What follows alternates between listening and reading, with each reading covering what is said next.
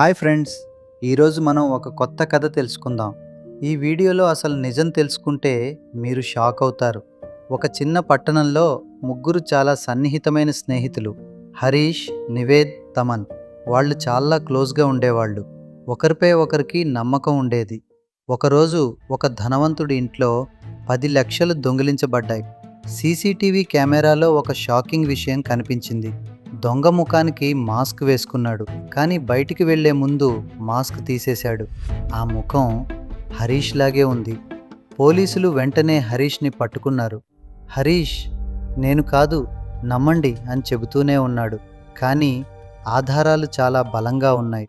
ఇంతలో నివేద్ అదే రోజు అకస్మాత్తుగా చాలా డబ్బు ఖర్చు చేశాడు. తమన్ ఆ ఇంటి దగ్గర మళ్ళీ కనిపించాడు. ఇప్పుడు ముగ్గురు అనుమానాస్పదంగా మారారు. పోలీసులు ముగ్గురిని స్టేషన్కు తీసుకెళ్లారు.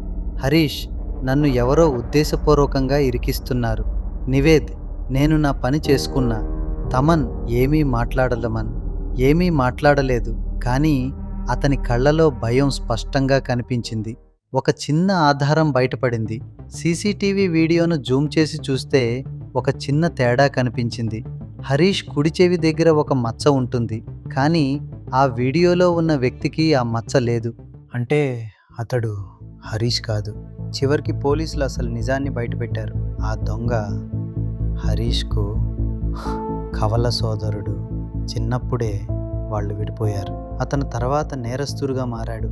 హరీష్ ముఖాన్ని ఉపయోగించి నేరం చేసి అపవాదు అతనిపై పడేలా ప్లాన్ చేశాడు. కానీ చివరికి పోలీసులు అసలు నేరస్తుడిని పట్టుకున్నారు. హరీష్ నిర్దోషి అని నిరూపితమయ్యాడు. నివేద్, తమన్ తమ స్నేహితుడికి అండగా నిలిచినందుకు గర్వంగా అనిపించింది. నీతి కళ్ళతో చూసినది నిజం అనిపించవచ్చు, కానీ నిజం ఎప్పుడూ కనిపించేదే కాదు. ఈ కథ మీకు నచ్చితే లైక్ చేయండి, షేర్ చేయండి, సబ్స్క్రైబ్ చేయడం మర్చిపోవద్దు. Thank you all.